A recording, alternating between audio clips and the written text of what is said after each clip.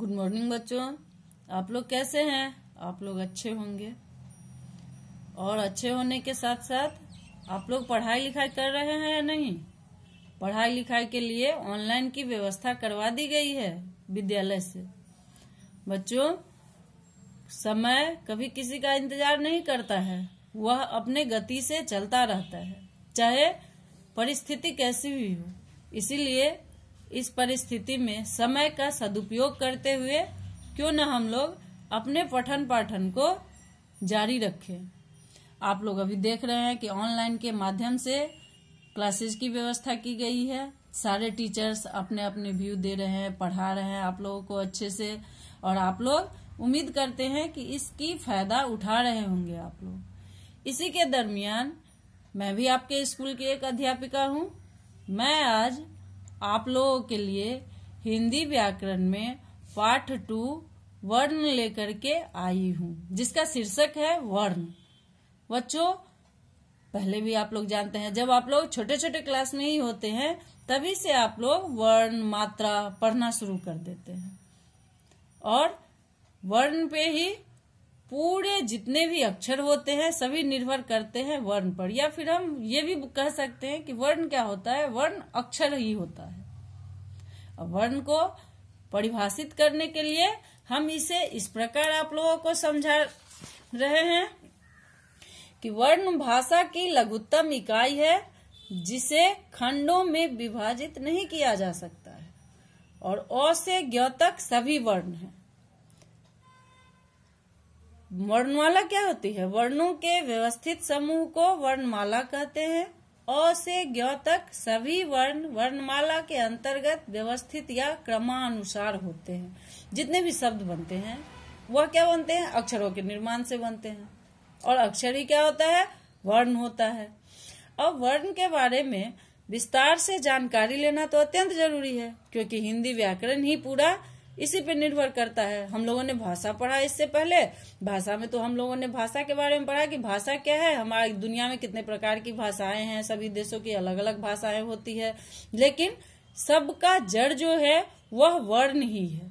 अब हम देख रहे हैं कि वर्ण को 2 भागों में बांटा गया है, स्वर वर्ण और व्यंजन वर्ण। स्वर वर्ण क्या होता है, यह हम सबसे पहले इसकी जानकारी लें। स्वर वर्ण को 3 भागों में बांटा गया, ह्रस्व स्वर, दीर्घ स्वर और प्लुत स्वर। व्यंजन वर्ण को क से ज्ञ तक जो होता है यह व्यंजन वर्ण होता है। इसको भी 3 भागों में बांटा गया, स्पर्श व्यंजन, अंतस्थ व्यंजन, उष्ण व्यंजन। बच्चों, इसके अतिरिक्त भी शब्द वर्णों को अन्य वर्गीकरण में बांटा गया है, जिस तरह संयुक्ताक्षर हुआ, अनुनासिक हुआ, अनुस्वार हुआ इत्यादि। अब हम देखते हैं कि स्वर वर्ण का परिभाषा क्या है। जो वर्ण बिना किसी अन्य वर्ण की सहायता से बोले जा सकते हैं वे स्वर वर्ण कहलाते हैं। जैसे अ, आ, ई, बड़ी ई, छोटी ऊ, बड़ी ऊ, री, ए, ऐ, ओ, औ इत्यादि। यह जो है यह क्या है? यह स्वर वर्ण है, यानी जो स्वतंत्र है, जो किसी दूसरे वर्ण की सहायता के बिना ही बोला जा सकता है, उसे क्या कहते हैं? स्वर वर्ण कहते हैं। आइए इसे एक बार फिर से समझ लें कि जो वर्ण बिना किसी अन्य वर्ण की सहायता से बोले जा सकते हैं वे स्वर वर्ण कहलाते हैं। जैसे अ, आ, ई, बड़ी ई, छोटी ऊ, बड़ी ऊ, री, ए, ऐ, ओ, औ। इसके अंतर्गत बच्चों 2 और इसके शब्द आते हैं इसी परिवार के, अंग और अ, जिसे हम क्या कहते हैं? आयोगवाह कहते हैं। जिसे हम क्या कहते हैं? आयोगवाह कहते हैं। अब हम लोग यह देखते हैं कि स्वर के भी 3 भेद होते हैं। अभी अभी हमने स्वर वर्ण की परिभाषा आपको बताया, उदाहरण बताया। अब देखिए कि इसके अंतर्गत कौन कौन सा वर्ण होता है। ह्रस्व स्वर, जिन स्वरों के उच्चारण में एक मात्रा का समय लगता है, जैसे अ, जैसे कमल। अब कमल में क्या है? एक ही मात्रा है, उसमें से एक ही वर्ण निकल रहा है, क। हम जब भी बोलते हैं तो उसमें अ आ जाता है, म जब बोलते हैं तो अ आता है, ल बोलते हैं तो अ आता है। यानी जिन स्वरों के उच्चारण में एक मात्रा का समय लगता है, जैसे अ, ई, उ, छोटी ऊ, री, तो यह क्या हो जाता है? यह ह्रस्व स्वर हो जाता है। दीर्घ स्वर, जिन स्वरों के उच्चारण में ह्रस्व स्वर से दुगुना समय लगता है, जैसे आ, बड़ी, छोटी ऊ, ए, ऐ, ओ, औ, इसकी मात्रा से जितने शब्द बनते हैं वह क्या हो जाता है? दीर्घ स्वर हो जाता है। प्लुत स्वर क्या है यह देखें। जिन स्वरों के उच्चारण में मूल स्वर से लगभग तिगुना समय लगता है उसे क्या कहते हैं? उसे प्लुत स्वर कहते हैं।